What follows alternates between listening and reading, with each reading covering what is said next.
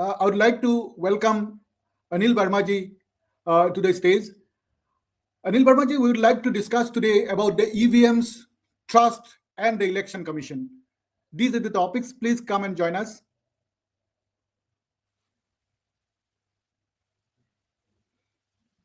Namaskar, Arifji, and thank you for giving me the opportunity to interact on this important topic for voters today.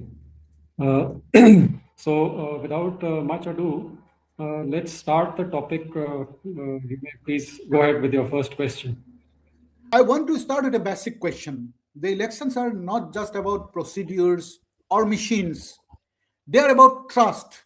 In Assam today, we are seeing questions on voter list revisions, questions on doubts about EVMs functioning, questions about concerns about institutional neutrality. If trust begins to weaken, what does that mean for the democracy? Arifji, to help your viewers and the voters at large understand, let us first start with the EVMs. Because like you mentioned, that is one of the areas of which people have a lot of doubts and mistrust issues. So I will just show you one diagram for the benefit of the viewers to understand the complete election voting system. Nandini, I would request you to kindly show that slide. And this will cover a lot of your questions. The first 2-3 questions will be answered by this only. This diagram was made for an article written by our late Professor Jagdeep Chokar. He had written about the EVMs and the mistrust, etc. So let me just briefly explain this diagram. Now, at the center of it, which you see, is the electronic voting system or the polling system. But as he explained in the diagram, which I will subsequently do, that this is not the only thing as far as the elections are concerned. He called it a National Electoral System, NES, in which there is a voter roll, there is the scheduling of the dates for the elections, there is the electronic voting system or the polling system, and then there are the post-poll activities. Now, on top of these, while the campaigns are on or even before the election campaigns begin, are the issues of crime, money, all colors means black and white, oligarchy, and issues of caste and religion. As we are all aware that these play a very important role during the conduct of the elections in our country, whether it is Lok Sabha or state assembly elections, or for that matter, even the Panchayat or Gram Sabha elections. So let's first talk about the electronic voting system. So now, as you can see, this comprises of the SLU, VVPAT, CU, and the EVM. Now, we all know about the EVM, which is the main ballot unit, as it is called, or balloting unit, sometimes it is called. Then we have the SLU, which is the symbol loading unit. Then the VVPAT, verifiable voters, this thing, that is the paper slip which comes out. And then you have the control unit. So the control unit and the VVPAT are all linked with the ballot unit, that is the EVM, and the SLU is linked to the VVPAT. So in essence, more or less, the entire thing is linked. Then to the left, let's say voter rolls. So voter roll means what? The preparation of voter rolls, the revision, the additions, and the deletions, which is an ongoing process of the Election Commission of India. And this, as we are aware, since last year, they have started this exercise of what do you call the SIR. Then we have the scheduling of the dates. Now we have seen that even in this, there have been some issues. At times we have seen that the dates have a large gap. Sometimes the campaign period is extended. Sometimes in one state, the elections are held in one phase. Sometimes they are held in many phases. So this keeps varying as per the election commission's whims and fancies based on certain reasons. Then we have the post-poll activities. In this is the, of course, counting and the declaration of result. And while this thing is going on, then the voting percentage announcements and enhancements, deletions, etc., whatever the election commission does, is done on a day-to-day basis. Okay, Nandini, we can take off the slide now. So there has been uh, since the time the EVMs were introduced, which was a long time ago, there have been a lot of debate in India about the manipulation of elections in their results, and in particular about the EVMs. Ever since the million EVMs were first introduced and used in all the 543 constituency of the Lok Sabha in 2004, they have been a bone of contention. It started with the BJP in 2010, and since then, the complaints have continued over the years. The EVMs have always been touted as standalone machines, whereas the fact is that it was always from day one a set of two machines. One is EVM and one control unit. With continuing complaints and myriad court cases, the VVPAT machines, accompanied by the SLUs, the symbol loading units, were introduced. The Election Commission of India started calling the EVM as the balloting unit. This system consists of four machines, as I have explained in the diagram. The focus of the national debate now, in which all political parties have participated, has been the EVMs. While it is true that EVMs are a critical part of the election process, we cannot forget the fact that there is more to an election than just the EVM. As we have learned in the last 2024 Lok Sabha elections and the Haryana and Maharashtra Assembly elections and the by-elections which were conducted subsequently, there is a lot which can happen before and even after the EVM system has been done. Now, voters' rolls, let's start with that. This is referred to as the soft underbelly of the electoral system. While it can be logically accepted that a truly 100% accurate voter roll cannot be expected given the size of our mobility of our electorate, the kind of anomalies that have come to the surface in recent times demand that much closer attention needs to be paid to the voter rolls. There have been reports of large-scale systematic deletions and additions, etc. And this is more pronounced now in the case of the ongoing SIR since last year. So what happens is that it is difficult to dismiss all the reports as motivated actions of frustrated losing parties. Like they say, if there is fire, if there is some smoke, there means there may be some fire. Then you come to the fact of dates for election commission. Now we have seen, as I mentioned, that last time, whether it was Gujarat or J&K a few years ago, and then Haryana and Maharashtra, and there are many other examples of states where the states gone to the polls together in the past were held separately. So these type of things and the number of phases, like I mentioned, Maharashtra in the Lok Sabha was, I think, conducted in one phase, and then the assembly elections were conducted in a number of phases. So for what reason, nobody knows. And when election commission is posed this question, they do not come up with an answer. So then we come to the post-poll activities. The biggest bugbear in this counting process is the counting itself. We have seen after the last few elections reports coming out that the counting centers indicate that all is not well. Reports by the counting agents who were apparently physically present at the counting centers showed that several details of specified counting process are given short shrift during the actual counting. In addition, we have all seen the continuing increase in polling percentage, reportedly up to 11 days after the poll, and the substantial increase in the voting percentage.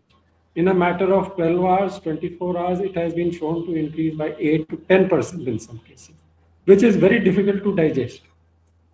And ADR had, of course, filed a PIL also long time back after the 2019 elections regarding the mismatch in the number of votes polled and votes counted.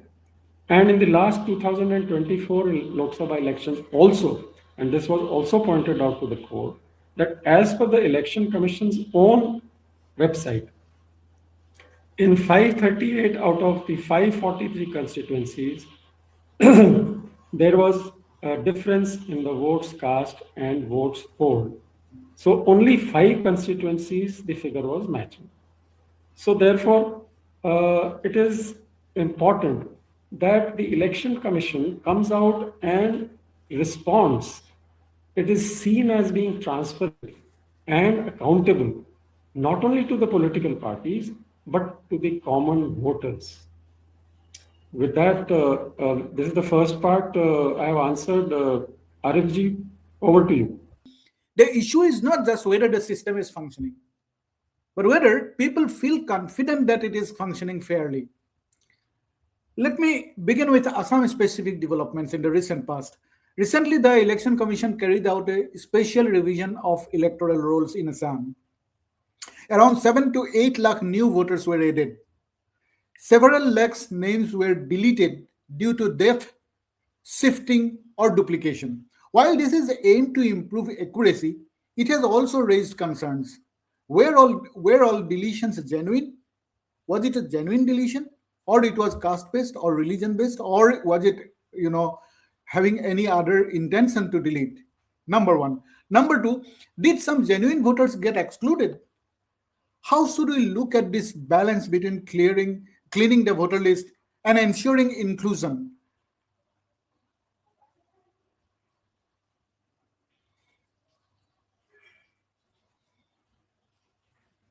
I have commented Yes, on sir. the process of purification of electoral votes. This process, like I said, has been a continuous process as is carried out almost every year by the Election Commission before the State Assembly elections and the Lok Sabha elections. But now the Election Commission came out with this idea of SIR. Now, this is not mentioned anywhere in their own manuals or, you know, it was just special review earlier. They have come out with this special intensive review. And for this, they came out with a press note in which they laid down the conditions as to why it is required. The conditions laid down were all the same, except one new one which they had added to weed out non citizens. It was mentioned in their initial note, which came out in June last year. That was one. Secondly, the procedure which was adopted was unlike what had been done before. Earlier, the aim of the Election Commission used to be, I mean, their motto has always been no voter to be left behind. That is their motto. But it was done in a manner in which the voters were not troubled. So the Election Commission officials, when they used to carry out the SR, special review, their people, the BLOs and other staff, they used to go from house to house with a printed form with the details of the voter already entered in it as per the existing voters list. And then they used to go to the house and confirm, okay, is so and so, if he's died, please tell us. Or if the so and so not staying in this house, since when, please tell us. Then they would also inquire from the neighborhood, because that is the best way. If you go to a small locality, the neighbors know who's staying there, who has gone out, who's died, who is a new voter, everything is known by them. And then they used to have this procedure of social audit. So they used to paste these observations in the panchayats, in the local places where everybody could see it and they could give their comments on it. And of course, the procedure even then was there that if you felt that so and so is no longer here, or if you are doubtful about a person's citizenry, then you can fill up that form and submit it to the Election Commission. And then there was a process of verifying the whole thing. The show cause notice was issued, etc. Now, all that has been replaced in this SIR, wherein the burden of proof has been thrust upon the voter. The voters were required to fill the enumeration form. They were supposed to upload it. They were supposed to give documents to support their claim, one out of the 11 documents. Then a lot of people went to the Supreme Court, including ADR, filed petitions against the way the SIR was being conducted. And then, after a lot of discussions and hearings in the court, finally the Supreme Court approved the inclusion of Aadhaar. Because Aadhaar, ration card, and one more document are the most commonly held documents by the rural people and the people of the lower strata of the society. And these three, the Election Commission had said not applicable, not required. So it was very difficult for the people to do this. And of course, what was the tearing hurry of finishing the process just before the election is? Everybody, the retired election commissioners and others, they all said this is a process which takes a lot of time. People should be given time to submit their documents and all. And it used to be given 6 to 10 months earlier. Here, the Election Commission wanted to finish everything within 1.5 months or 2 months, which was not fair with the people, and especially the first time when it was done in Bihar, there were monsoons and floods and displaced people and all that sort of thing was going on. Anyway, so somehow the Supreme Court also allowed the SIR process to carry on in spite of the infirmities which are there. And there were a number of surprising things which came out while this SIR process was going on. For example, in 2003, this is as per Dr. Qureshi also, who was the earlier Chief Election Commissioner, and a well-known fact that in 2003, the Election Commission of India had developed a deduplication software. So all that you had to do was use that software, and all the duplicate names, etc., could be deleted.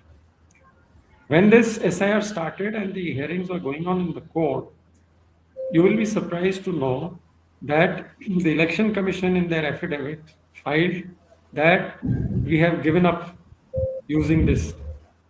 Why? Why have you given up using this? There's no answer. So what I'm trying to say is that as a public, as citizens, as civil society organizations, or for that matter, anyone, we expect answers to questions from Election Commission of India. But Election Commission of India, unfortunately, has become a black hole. Anything which goes in doesn't come out. And they refuse to answer. Even the RTI questions, etc., they refuse to answer. And a lot of inconsistencies in their procedures of not only the counting and this thing, various other things have been brought out, but they just do not answer. So coming to the question of trust, it is very important that the Election Commission of India has the trust of the people, because there was a survey carried out in 2024, just before the elections, by CSDS, which is a very well-known and respected organization. It said that people were asked, 45% of the voters said EVMs can be manipulated. 58% of people said we have distrust in the Election Commission of India. 58%. Now, this is not a happy situation at all. This is not a happy situation at all. If we say that Election Commission of India is the best standard, Hillary Clinton had said it long time back. And now we are at this stage where a large part of the population does not have trust in the Election Commission of India. It is a very serious matter. But the way this Election Commission is dealing with the SIR, refusing to answer any questions, bulldozing its way through this thing. We are seeing what is happening in West Bengal. The rules for SIR for all the states were almost the same. Of course, they kept changing various things after the Bihar SIR. But it is different for Assam. For Assam, they said since the NCR thing done earlier, therefore SIR will not be implemented as it is being done in other states. Why should it be so? Like in spite of that, you are mentioning that in Assam, large number of deletions have taken place and large number of new names have been added. Yeah. So, of course, It will be there always. New voters will always be coming up and they need to be registered. Deaths, migration, etc. will always be there. Deletions will always be taking place. But what people have highlighted is that there is a selective deletion and addition being done in certain areas which they feel, because people are openly saying that the election commission is aligned with the ruling party and they are doing things as per their bidding and all that. Now, all this creates mistrust in the mind of the voter. So, what is required is basically not only that the process, we keep saying election should be free and fair, but it should also be seem to be on ground as free and fair. Just by keep saying that they are free and fair does not solve the purpose. So there are a lot of issues about this, but I think we can move to the next question. Anilji, I completely agree that the clean voter list is important, but exclusion of even genuine voter is a serious democratic concern. Let us now come to EVM. As what I have understood that there are three units in that EVM system. One is the ballot unit, or you have given some another name perhaps, and the control unit and the VVPAT. And most importantly, these are standalone machines, not connected to any network. Yet doubts persist, especially when results surprises expectations. Why does this gap between systemic design and public perception exist? Why people doubt on it? Why there is mistrust? Okay, so I had initially only mentioned that generally it is seen that whichever party loses, they blame the EVMs. And whichever party wins, they say that no, the EVMs are perfectly all right. But with all this, a sense of distrust, it trickles down to the voter also. Because the voters don't know whom to believe and whom not to believe. Now, there are a number of people who say that anything which uses it, like you mentioned, it is a standalone thing, but they say anything and everything can be hacked. That is what people Hmm. say. And like there is this Mr. Dev Sahayam, a retired IAS officer from Chennai, who is one of the biggest critics of EVM, and he says that it should be replaced by the ballot paper. He says that microcontrollers of EVMs are a one-time programmable. Now, this is what is being challenged. He says that they contain three type of memories, including a flash memory, which can be electronically erased and reformatted. This is his claim, not mine. And a lot of other experts also talk about. So therefore, when these issues came up and 21 parties complained to the election commission and even went to the court subsequently, then the issue of introduction of VVPATs came, so that once you have pressed the button on the ballot unit, that is the EVM, on which the name and the picture of the political party is there, then after that, there is a slip which is generated in the VVPAT machine, which has a small window in which for 7 seconds you are able to see the symbol of the party to which you have voted. And that is why when this matter was taken up in the court, the Supreme Court gave a ruling that yes, VVPATs should be introduced, and then the Election Commission gave order for the manufacture, and then this VVP, they were introduced. Now the question came as to how many VVPATs should be checked at the time of counting to tally the number of votes of the ballot unit with the VVPAT slips.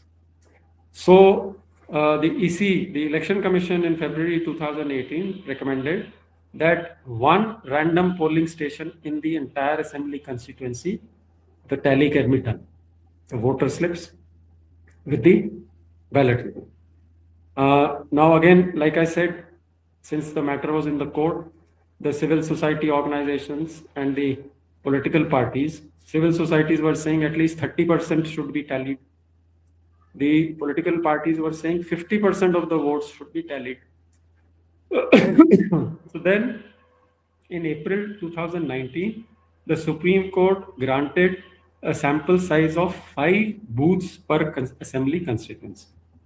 And in May 19, 21 political parties again went to the court and said that at least 2% of the total votes of that constituency must be tallied with the slips and the this thing. But again, the election commission was not ready to agree and it was rejected. But the point still remains that tallying a reasonable number of slips with the electronic count is a way to convince the voters of the integrity and fairness of the elections. There is no doubt in that.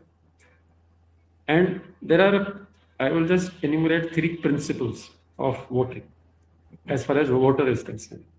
First, vote cast as intended. Second, recorded as cast. Casted. Third, counted as recorded. As far as a voter is concerned, if these 3 things are met, I am satisfied. I'll repeat, vote cast as intended, that I am sure that the vote which I have cast has gone as per my intention to the person and the party to which I have pressed the button for. Second, recorded as cast. If I have pressed the button for a particular party, I am certain that it has gone to that party only. And third, counted as recorded. So if I have voted for a particular party, in the counting stage, I should be sure that it has been counted towards that only and not towards some other party. So there are so many options which were given even for this. People have been demanding 100% VVPAT slips should come out of the machine. The voter should take it and put it in a ballot box. That is the surest way, because then I know this is my slip. I had voted for this. Now I'm putting it in the box. Okay? Because as you are aware, that the present rule is that for 6 months, the VVPAT slips are to be maintained by the Election Commission of India. But you'll be surprised to know that when our ADR petition was ongoing, we found, when we said that 2019 Lok Sabha elections, we were horrified to know that the Election Commission submitted in their affidavit that the VVPAT slips have already been destroyed. They were destroyed much before the 6 months period, which is mandated in their own manuals.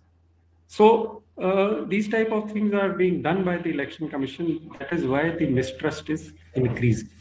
Anilji, let me ask directly, can EVM be manipulated? Because this is the core concern among many voters. So like also, there are 2 sides to it. There are some experts who say everything can be hacked. There is nothing which cannot be hacked. Whereas the Election Commission of India and certain other experts who support them, they say that it is not possible to hack these because they are standalone machines. But after the introduction of the ballot unit and the VVPAT, which has also been connected to these, people say that it is a possibility that some program can be inserted into it with which some amount of manipulation can take place. But since I am not an expert in any way, and the ADR also does not take a stand on this, whether they can be manipulated or not, because like I said, the political parties keep blaming each other. But by and large, I think the EVMs are working all right. The problem is more in the voter rolls, what is done before, like I mentioned earlier in the first part of my talk, and what happens afterwards in the count. That is more dangerous. Anilji, the system includes randomization, mock polls, sealing with signatures, strong room security, counting in presence of agents. These are the facilities which are available in the election process with the EVMs. Yet, despite all safeguards, doubts continue. So, is this really a technical issue or a trust deficit issue? Very relevant points you have raised, Arifji. It is, I would say, trust-related issue. Like, for example, I'll give you this thing which can be used. That is called the totalizer. Like earlier, when the ballot system were used, so what they used to do, they used to collect all the ballots, and then there was a drum.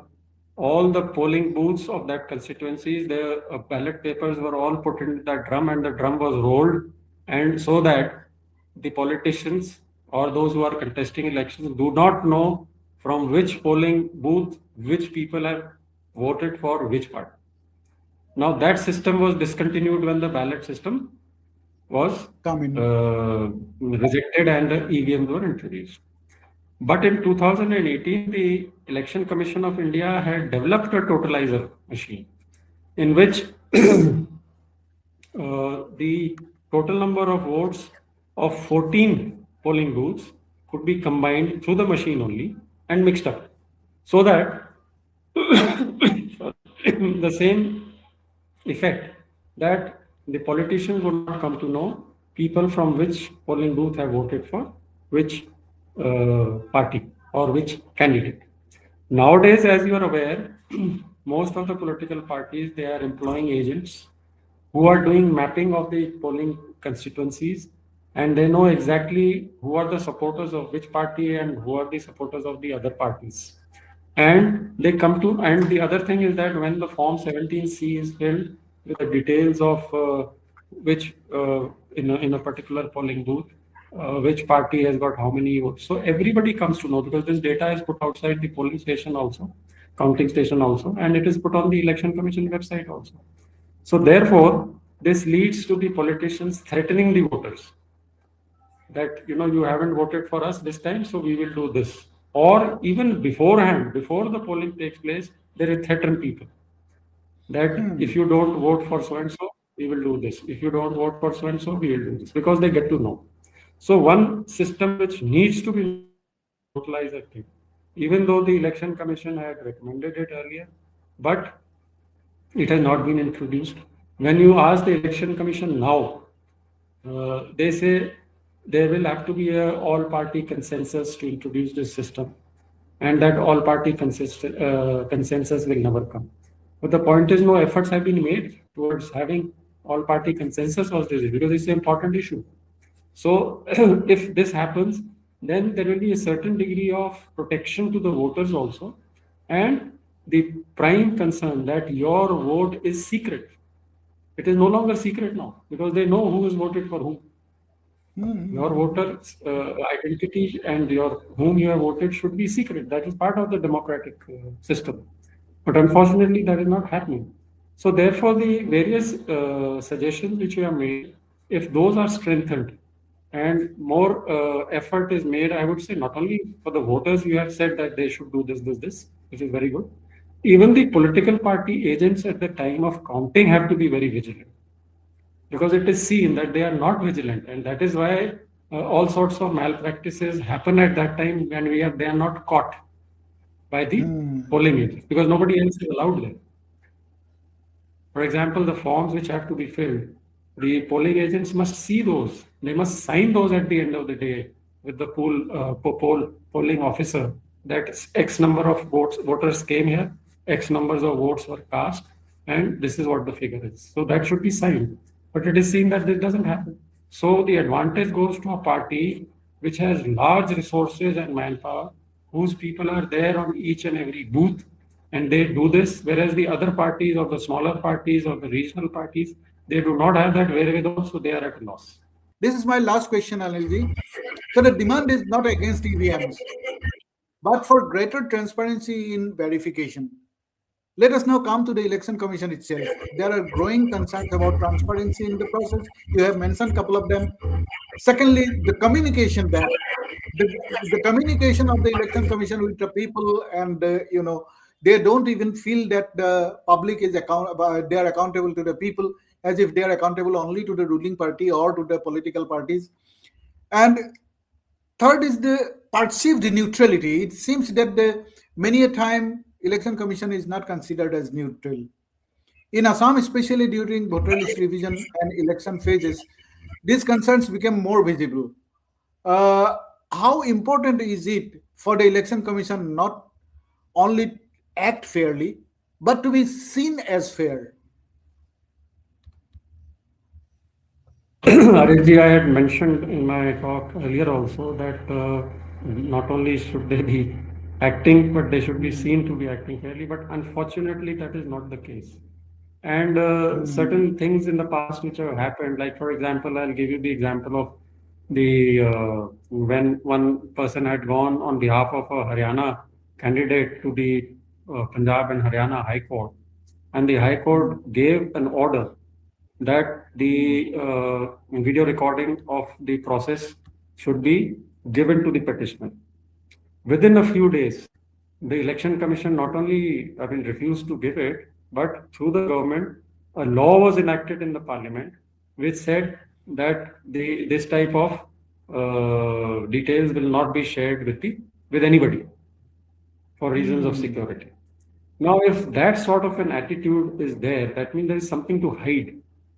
If there was nothing to hide, then the election commission would be transparent. They would be open to what people are asking. But like I said, they refuse to answer. So we can only hope that this, and again, so many examples are there during the efficacy of the model code of conduct people. We see that for certain powerful people and others, they do not take action for MCC violations, whereas for other people, the opposition parties and smaller parties, strict action is taken against the violations of MCC. So these type of things are there, but we can only hope that the election commission takes steps to be more fair and accountable, not only to the political parties but also to the people in general. That is all that we can do as civil society, as voters, as common people. We should not giving up asking questions. We should always keep questioning these authorities. That is the only way. Thank you very much, Anilji. Thank you all for watching this program. Thanks a lot. Thank you, Ariful.